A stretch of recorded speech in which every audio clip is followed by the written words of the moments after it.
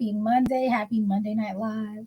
So excited that we are all here. Shout outs to what do we have live today? We have Instagram. I've been chatting with them, letting them know how my last week or so has been going. We also have Facebook. Hello. We have our private community. What's up?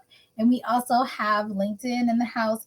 And I know LinkedIn, I've had, I think, one or two people tell me that they've had some difficulties viewing our stuff, but I have it up so I could just kind of peek at it. And it looks like we are live. I can see myself. So we are live. I can see us on in our private Facebook community as well. So I can't promise I'll see all of the comments live, but definitely engage with us. Let me know you're here if you are watching on any of those platforms. And if you do have questions, drop them in the comment section and I will try my best to answer them live. But if I can't answer them live, I will definitely go back and say hello and also reply to any questions that you may be having. All right. So, what are we talking about tonight? Well, before we even dive into what we're going to be talking about, let me at least introduce myself. And I hope this light, let me look. It's a little dark for you guys. Hold on. Let me try real quick to brighten it for you. I don't want to brighten myself too much. All right. Hopefully. Okay, that's a little better. My light in here is acting a little funny. But before we dive into the topic for tonight, I want to reintroduce myself. Hello, I'm Corey Famba Foster. I'm a speaker, I'm a trainer, I'm a certified business coach, and I'm also the CEO of iRock Marketable Business Solutions. We are based here in Virginia, USA, and I'm just so excited that you are here joining us, whether you are live or virtual.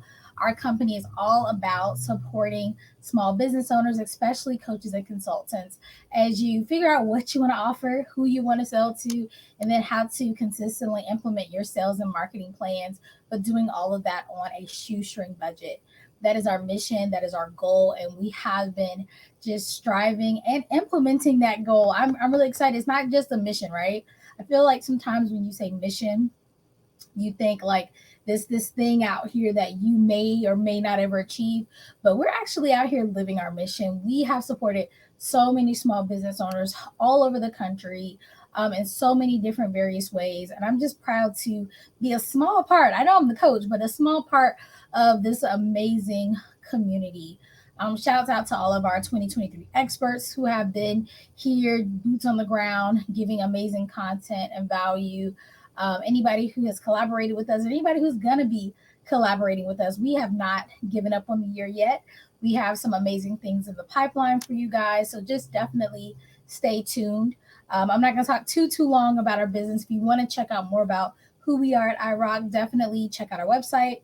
It's at iRockMarketableBusinessSolutions.com. There you can see more about our coaching programs, our marketing services, and all the other amazing things we have to offer. And speaking of our website, I'm super excited because we are going to be revamping it in the near future. As soon as I hit the button and send it to our amazing web designer, he's going to be revamping our website because we've changed a few things as we prepare for 2024. We've made some strategic shifts, and we have just tried to look at where the coaching and consulting world is right now and how we can best serve our community. We actually do it every year. We look and say, okay, where are things now? The company, that's company, but the type of work we do. Some people might say, well, why do you do it every year? Because of the type of work we do. Our industry is changing quickly, and so we have to be about the change. And so we have changed some of the plans that we offer. We've tried to make the pricing as affordable as possible, as always. And so definitely stay tuned for more information about some of the amazing offers that are coming, and the amazing packages that we have created that can help you guys kind of get from where you are to where you want to be as coaches and as consultants. And keep us in mind as you plan your own 2024 year and see how we can help you scale and succeed. So with all that being said, let's dive into the topic for tonight, right? Because we're here for a reason. The topic for tonight is cultivating resilience, thriving as a coach in a competitive landscape. Now, this talk, I'll admit, is mostly for newer coaches and consultants, people even interested but maybe haven't totally dived into the world of coaching. This is really for you because one of the things that I am seeing and I have been seeing over the last couple of years, I would say since 2021 or so, is this idea of there's no room for me. Like, who's going to buy from me because the market is so oversaturated and there's just so much competition and I'm never going to stand out. Like, all of these kinds of things have been said to me from people who want to get into the coaching business or who have started, but maybe, well, they say they've started, but haven't really dived completely in, right? They're getting their toe wet on the edge of the pool, but haven't dove into the deep end. So we're going to just be real tonight and talk about what is the current landscape, what's the projection of where this business, right, this industry is going, and how do we fit in? Is there space for all of us? So I like to start with stats. And I will say, when it comes to stats, especially around coaching, because it's not an industry that is heavily overseen, um, you're going to get different numbers. But I figure the numbers I'm giving you tonight at least give you a general understanding of where things are and where they're going to go. I will say some of these numbers I think are on the conservative side. Some of them may be um, a little, you know, out of whack, but for the most part, you'll get what we're trying to say. So let's talk about this. In 2022, the coaching industry was expected to reach 20 billion, right? In 2022. Um, I think worldwide we probably do even more than that, but let's just say 20 billion. That's a lot of money. A lot of room for a lot of us. And that's with a big variation because in 2019 they were projecting around 2.9 billion. I think that probably is on the lower end again, like, the numbers will do what the numbers will do. But 2.9 in 2019, that's kind of pre-pandemic, to 20 billion in 2022. That's a big leap, which shows that people are spending a lot of money in coaching.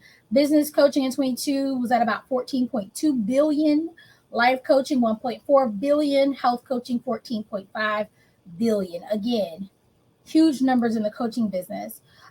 If we look pre-pandemic, and the reason why I'm using the pandemic as kind of our cutoff is because a lot of things changed during the pandemic. People realized they needed some support, they needed some help, they wanted to change, and a lot of people came into the coaching business. So between 2015 2019, we were already on an upward trend. The coaching industry was growing at about 33, went up about 33%. So it wasn't growing at a rate of 33%, but it went up about 33% between 2015 to 2019.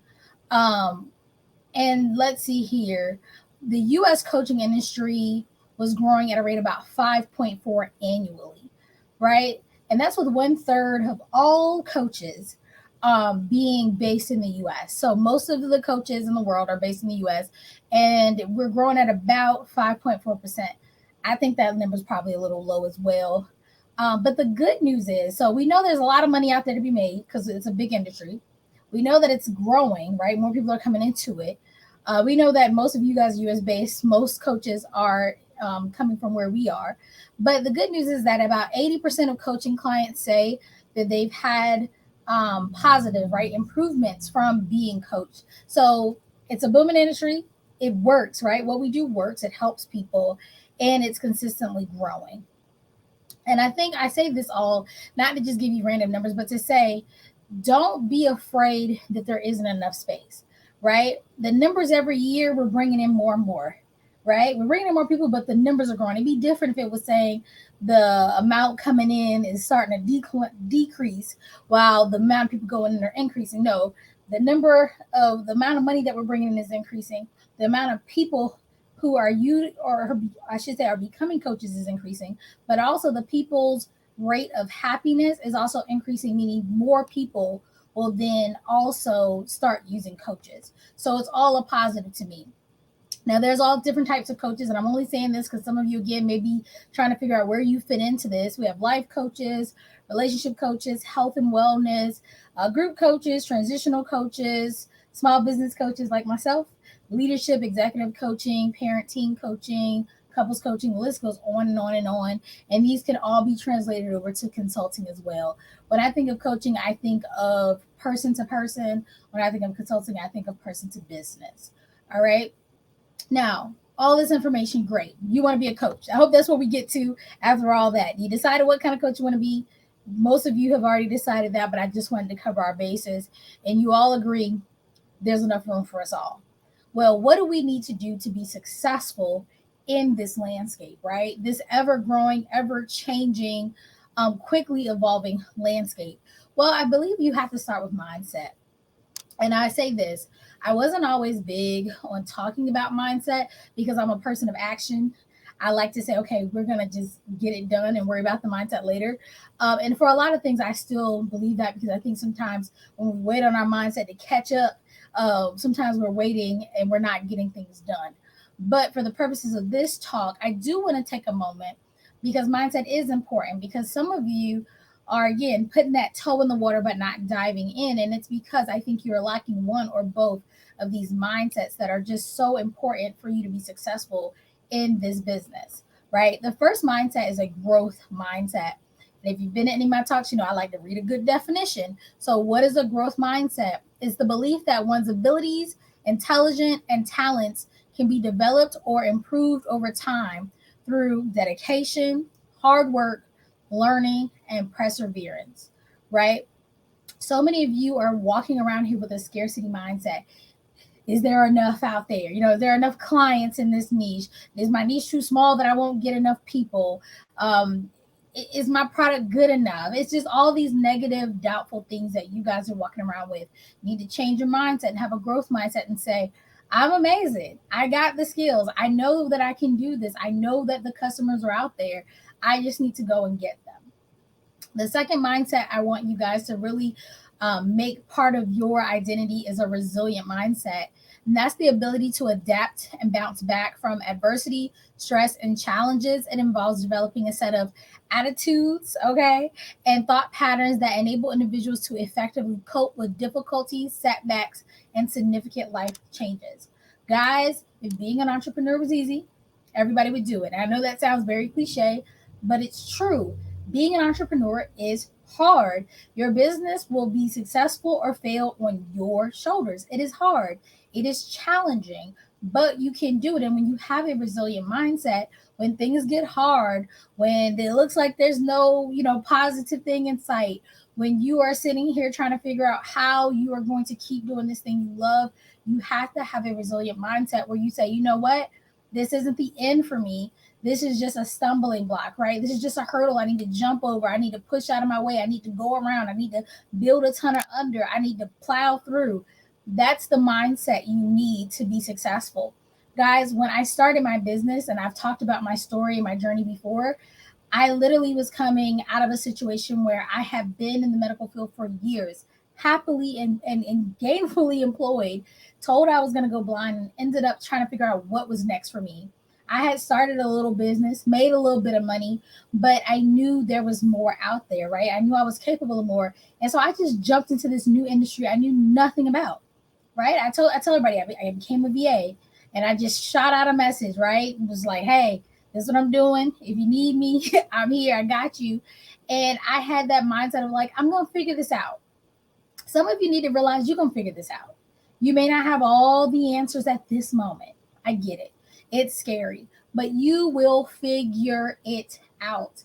Amazing coaches have some very similar characteristics. You will hear from any great coach their story of resilience, right? They'll talk about how they were living in their car. It's almost like testimony service. If you come from a church background, they always talk about like every preacher smoked crack once upon a time, or every woman was a prostitute once upon a time. Like it's always these stories of like I was at my lowest of lows and I made it through.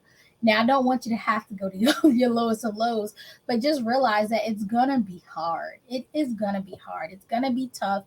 It's going to be challenging. And that's why when we succeed, it makes it even more sweet, right? It's like, oh, yes, we did it in spite of all of the obstacles. So let's talk about some characteristics we need to have, right? Some tools we need to have in our tool belt as coaches. We need to be optimistic. You need to be looking at the glass half full, right? Maybe you launched something and or let's even go back. Maybe you launched a webinar, okay? A webinar, and you were going to do it live and nobody came, right? Zero people came. You can say, oh, this sucks, man. This was a failure. Nobody came to this. Instead, you could say, okay, well, at least I already made the presentation. I'm going to go ahead and record it like I had planned to. And now I can make it evergreen and I can move on to the next thing. I can also go back and look at the analytics of my marketing and see where I can improve, right? You need to be glass half full, optimistic. You need to be flexible. Things are going to happen. So many times I've gone to events or done things, especially online, and like tech just decides to give up on me, right? Maybe a mic's not working, maybe a signal's fading out. I can't even count how many times I've been on a podcast and I cannot, like, the host is just breaking up, right? Especially live. It happens every time. And I just sit there and smile, and I try to figure out what the question was and just go for it. If it's too bad, I'll just say, hey, we had a little cutout, can, and try to keep the mood light. Can you repeat that question? I've even been on a podcast where the host got kicked off, right? Their internet failed. And I was just kind of sitting there live with the with the world. And I'm like, oh, they'll probably be back soon. And it's just being flexible. Some people will crumble and freak out in that moment, and it's not necessary. We can move in grace regardless if things are kind of thrown at us or don't pan out the way we want them to. You need to be a good problem solver.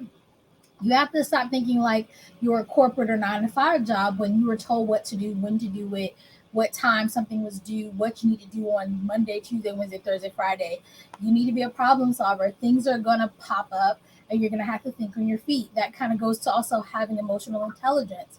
You're going to have a little bit of emotional intelligence as a business owner to be able to effectively and appropriately handle situations as they arise. You're going to have compassion. Things are going to happen with your clients. Things are going to happen with your team. Things are going to happen with all kind of stuff. You're going to have to learn to be compassionate and be like, okay, let me just make this work. Let me be understanding and not be upset and in my feelings because of whatever. And you're going to have to be able to effectively communicate, right? Effectively communicate with potential clients, people you can collaborate with, network with, current clients, and your team as you grow. And then you need to also have a mindset and an understanding that you're going to have to continuously be learning, right? I get some of you are coming in the game with 20 plus, 30 plus years of experience in your given industry, but that's not enough. It's not enough because while you may be good at one thing, you still have to be able to do all the stuff. Guys, when I tell you, if I look to my left, I can tell you I got 2 printers next to me that I cannot figure out how to work out. But you know what? I'm going to get them figured out. I'm going to learn how to fix these things because as a small business owner, I am also IT, tech support, admin, all the things. Clients, it makes me laugh every time they say it. Clients will be telling me, like, I can't do this because I don't have a team like you do. I have one one team member that is consistent who I've had almost from the start of my business. I guess 6 months in, one person, and she is not full time. Right, I have an executive assistant who is not full time. Right, she comes into office maybe twice a week if I'm lucky. That's who I have. Other than that, I have freelancers, and then I bring in individuals like contractors as needed for different projects. But I do not have this robust team. I don't have a staff in an office full of folks doing all the things. And so we have to just realize that we're going to be expected to learn some things. I remember learning Canva back in the day. I remember learning Chat GBT when that came out. I remember learning how to work Trello and do all kinds of things. I actually made a note to myself that I'm going to focus a lot on learning about AI over the last quarter of the year and also some new Canva things that I can share with you guys because I want you guys to be able to do some things on your own and kind of be empowered in that way. But I can't teach it if I don't learn it. And I'm a coach, it's not my zone of genius. And that's actually why I think a lot of people struggle with coaches, and you hear those stories where they're like, I paid for a coach before and it didn't work out. Is because the coach understood the theory, but when the client got stuck and couldn't do it right, you told them to make a funnel and then they didn't know how to make the funnel and you didn't know how to make the funnel, then y'all struggled. Or you told them to edit a video for themselves and they didn't know how and you didn't know how, they struggled. So one thing that I kind of pride myself on is one, knowing at least the basics of all the things we do in case somebody doesn't come through, in case something happens, I can do it myself. And it's happened where I've had to do it myself, but also kind of be up to date and learn new things. Most of the platforms that we use or we help clients with, I myself have gone in and learned again at least the basics so that I am knowledgeable to help you guys. Case in point, right now I'm consulting with a with a client, and I'm training her assistant, and we went over their email platform. It's not my email platform that I use. I've dabbled in it before, but we went in there. I've done it enough where I can train her on how to set up campaigns and things for her boss, right? I've also taught her how to use AI to make her job easier, how to use Google Docs to communicate with her CEO, set up SOPs. So all of those things are things I'm able to help her do because I do them. All right. So I think you guys have to start thinking like, what do I need to learn to be successful versus what do I need to throw money at to hopefully be successful? Because sometimes if you don't know what you're trying to do and how the things work together, you don't even know how or who to hire and ask them. You don't even have the right questions to ask them to do something to make sure that you're going to be successful, right? You need a website, you need a funnel, you need a lead magnet, and you're telling somebody to build me a lead magnet, but you don't know how lead magnets work. So now you got a video that you don't know where it goes and how it functions with everything else. So just be cognizant of that. Always be learning. And sometimes you need to just sit down and figure out where you are falling short and come up with a plan to learn because the information is out there. All right. So, with that being said, what are some strategies that you as a coach can use to make sure that you are successful in the current landscape and in the future landscape that is in our coaching industry? Well, first of all, some people aren't going to like this tip, but I'm going to say make it personal.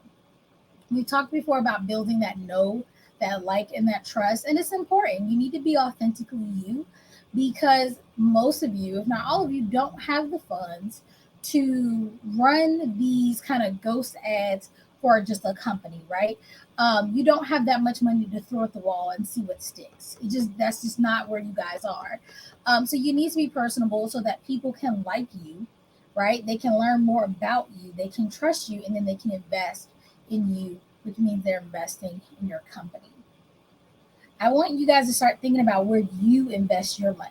How did you start working with whomever? How did you, especially people in our private community, how did you get there? Right?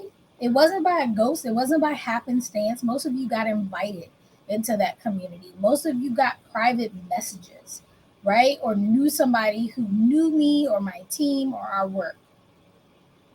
So I need you to start saying, I'm going to make it personal. I'm going to show up as the face of my brand. Now, as you grow, you can do a little less of that. You can put a little bit more distance between you and potential clients because you don't necessarily have the time or the bandwidth to be as one to one, but you do need to show up, right? You do need to show up.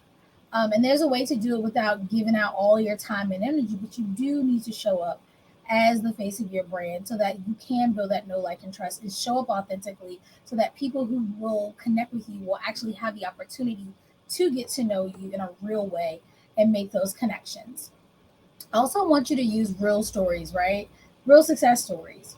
Tell people about clients you're working with. Tell people about what you're doing, whether it worked out or it didn't. Let people know. And one way, because people always say, how do I get testimonials? You have to ask for them, really. When people leave their contracts with us, to say they finished a contract, they liked it, they're moving on for whatever reason, we do ask them for feedback and a testimonial. Even people who haven't left, but they've had a good experience, hey, can you do a testimonial?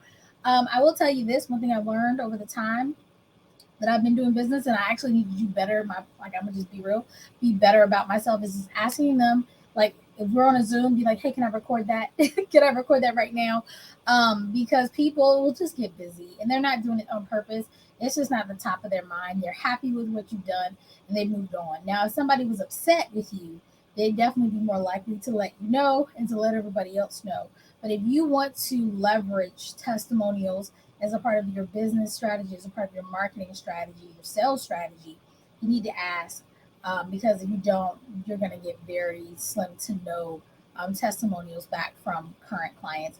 And if you're new, don't be afraid to ask people who maybe aren't current clients of your business, but you've worked with in some type of capacity to give you feedback as well.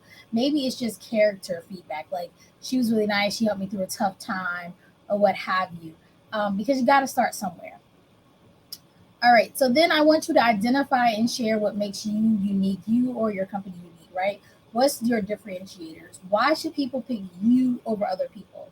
If you don't know that, right? If you're sitting here saying, well, I do the same things as everybody else, and that's not going to get you sales. That's not going to get you noticed. That's not going to keep you um, actually doing business in this current landscape, and definitely not in the future landscape. People want to know, why should they do business with you over someone else? And I promise you, if you think hard enough, you will find a way, right? Maybe because you only service a small group of customers at a time, right? Maybe because you haven't gotten a lot of customers yet, but you service a small amount of people at a time, you're able to give a lot more attention to your customers.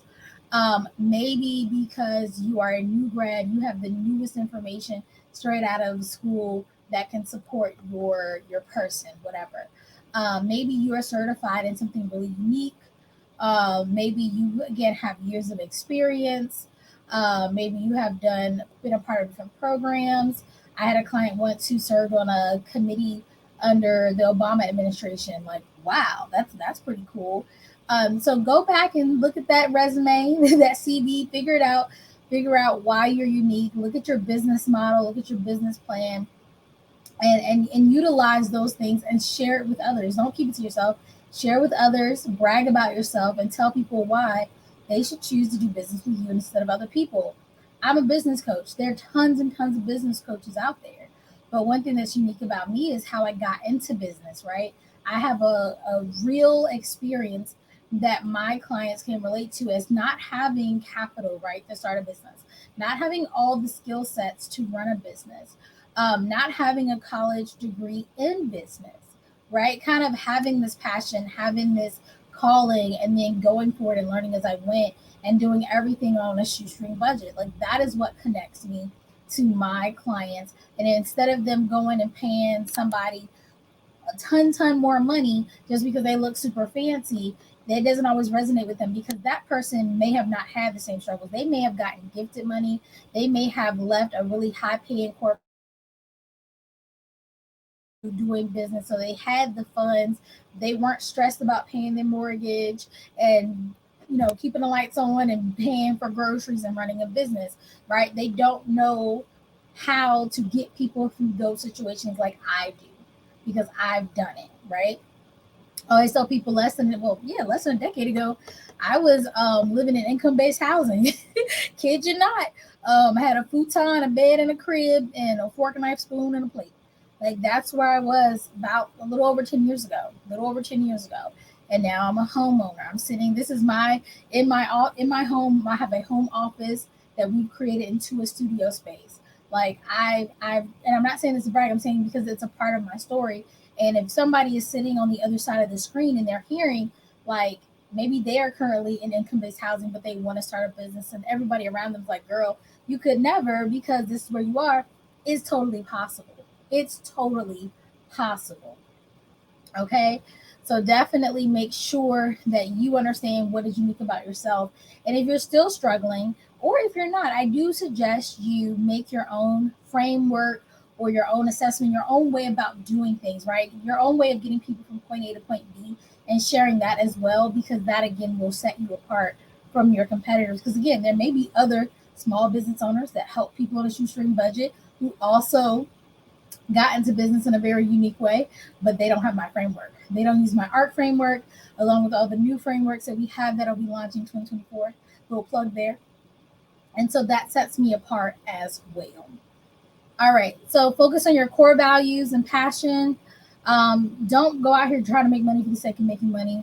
One, it's going to be really hard and you may not succeed at it, but also you're not going to enjoy it. There's no point in leaving a 9 to 5 to come into entrepreneurship to sell something that you don't want to sell and work with people that you don't want to work with. All right.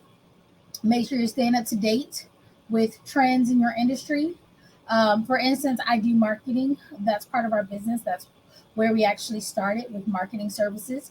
And right now I'm telling all my clients, like, you have to do video content. I know they don't want to. Again, they don't want to be the face. They don't want to show their face. They feel nervous. They don't know if they have time to record. They don't know what they should be recording. But at the end of the day, video is king right now, whether it's live or pre-recorded, short form, long form, all of it is part of the trend. And it's my job as a coach to stay on trend and tell people we're going to have to utilize some video content. It is what it is. So you need to look at your industry and see what the latest is coming out of your industry and make sure you're staying up to date. I have a client who has a business where she teaches tax professionals. So obviously she has to stay up to date on tax things. I have a lot of ed consultants. They need to be up to date on, rules and etiquette and things that's going on with the education field. I remember when CRT was this thing, everybody wanted to do it at first, and then it was like, nope, nope, nope, nobody wants to do it. And we had to quickly change a lot of wording. They were still doing the same thing. We had to change it and say, okay, it's not called CRT anymore. We're going to say this instead. And they needed to know that, because if they kept putting out pitches saying, hey, CRT, they were going to keep getting just silence from everybody. Nobody was going to book them to come and do any kind of consulting at schools. So just make sure that you're staying up to date.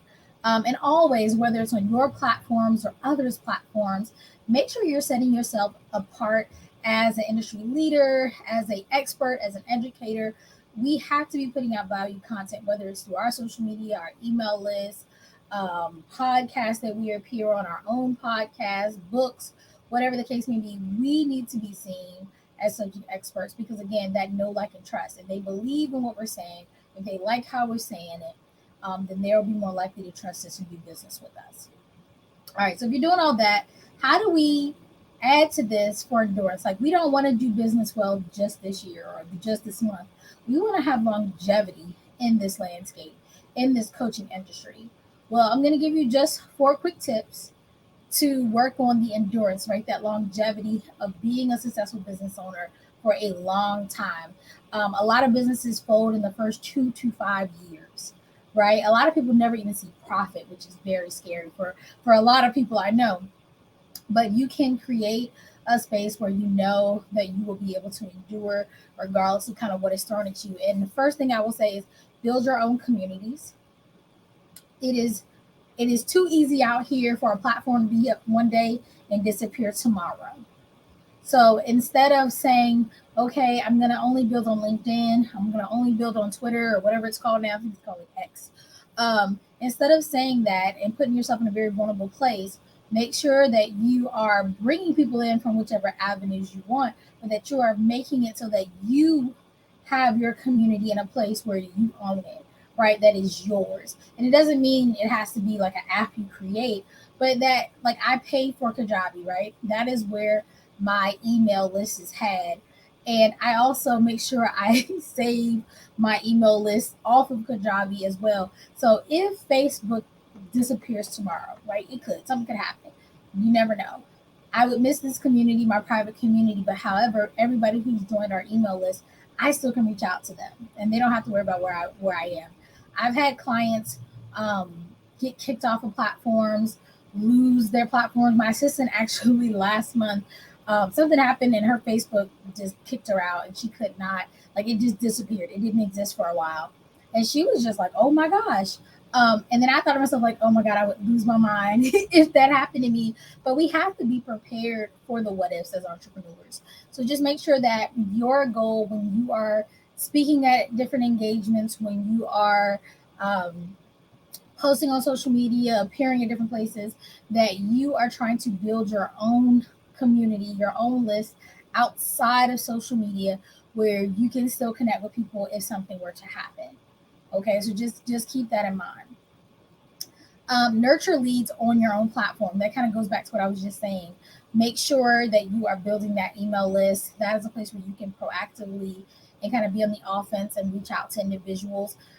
Don't build it and just let it sit. I've had clients who tell me they have an email list, and I say, okay, well, how many emails are you sending out a month? They're like, well, I haven't sent anything out in months. Don't do that, because what will happen is you will want to have an event or sell something, and you will send them that email. One, how rude. You haven't talked to me in forever, but now you want something. Think about a friend. You haven't called me for months, and then when you hit me up, you want me to, give you some money for gas. Like, no, that's not cool. So make sure that you are nurturing them and you're engaged and you're giving them value and you're checking in and you're being visible and you're being consistent with your nurturing of your leads. Okay, if you have a community you built someplace else, there's loads of platforms where you can do that. Make sure that you are doing stuff with that community and giving them things of value, updating things, whatever the case may be. Understand who you serve and why. I think I've mentioned this on almost every talk that I've done. It's just important that you have a clear understanding of who you serve and why. Who is your ideal client?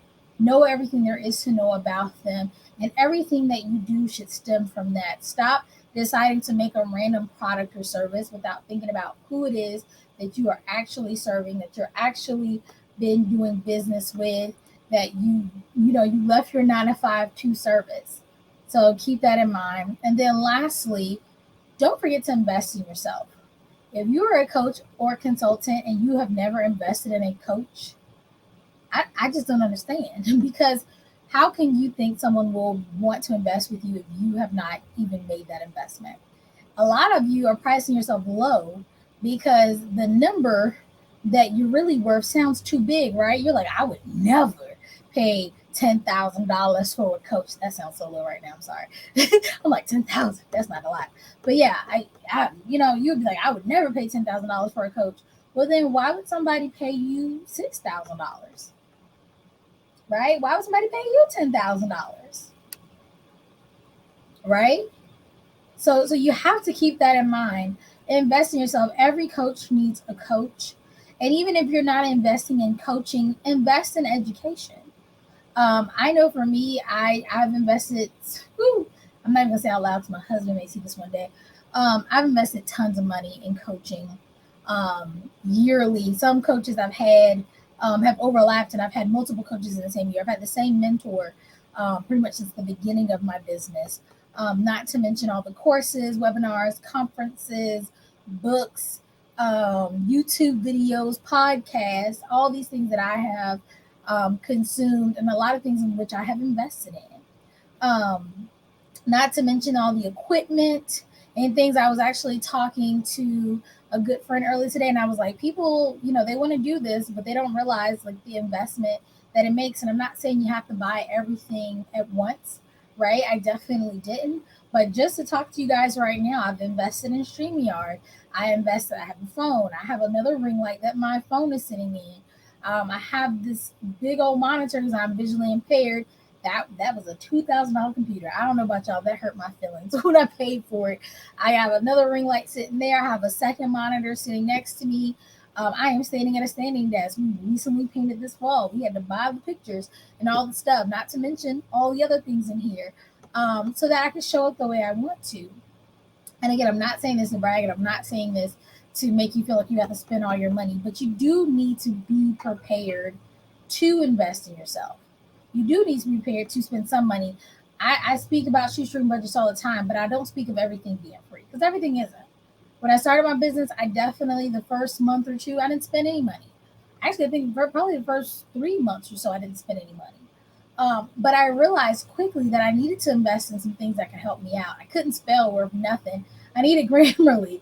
And then I went ahead and got my assistant because she actually got hired as just a spell checker. I was like, somebody needs to read my stuff because I sound stupid because I cannot spell. And literally, that's what she was hired to do. Just proofread my stuff. That was it. Then I had to invest in extra team members to help me because I was having so many clients. And then I was like, okay, I'm working on this one computer. It was starting to die. I need another computer. I need another monitor.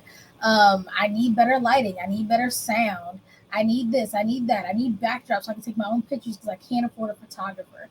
Like all of these things happen. And so you need to start just getting your mind around the fact that things are going to cost. And while I am here to give you every shoestring budget tip that I have, some things cost.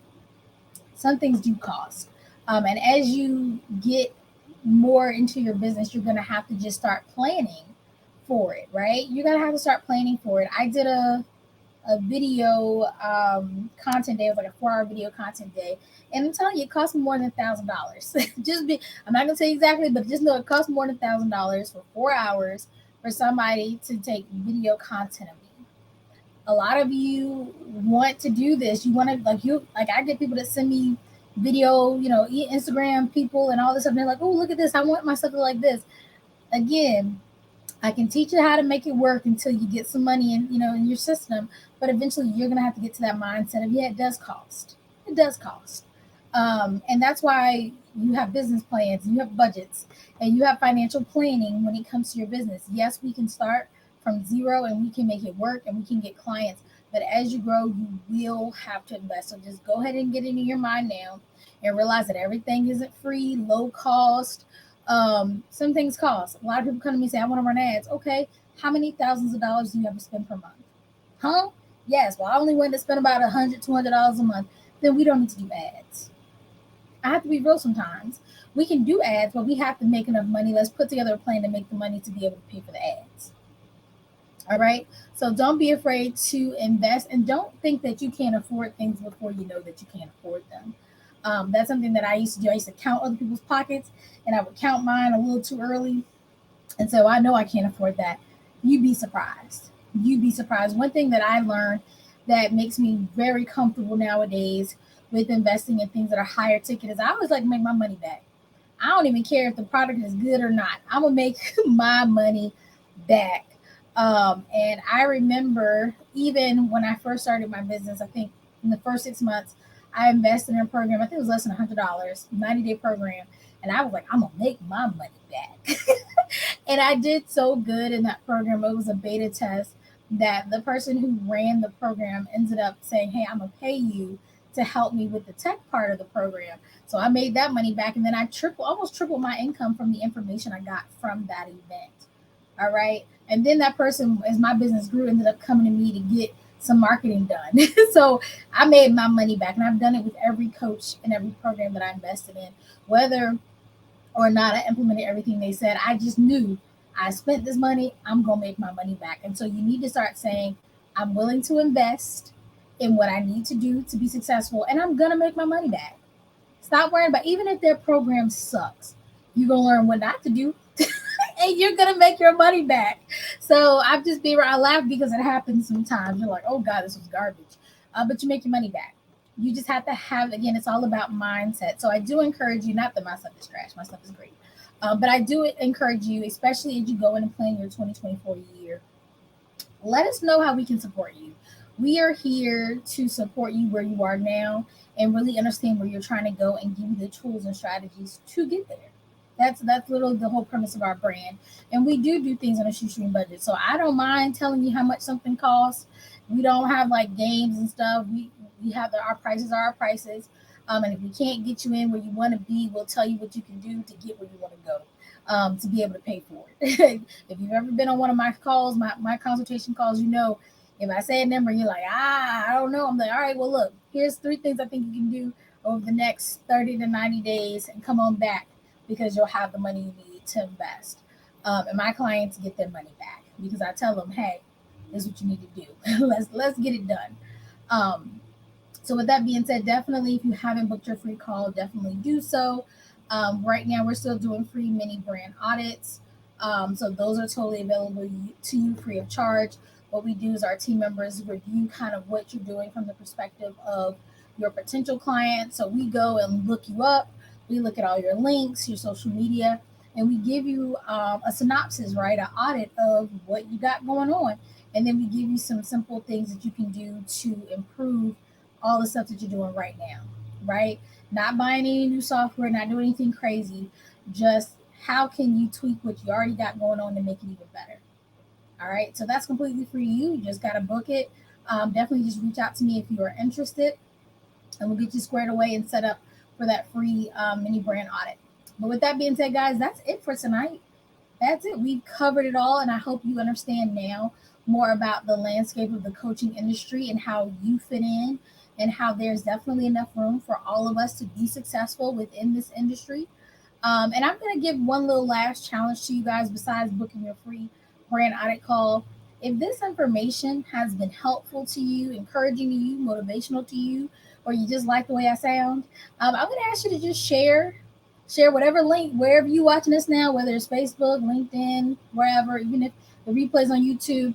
If this has been beneficial to you, I just want you to send this video, tag somebody in this information that might also benefit from it. We are constantly striving to grow our community and increase our reach, and we want to support more businesses before this year is over.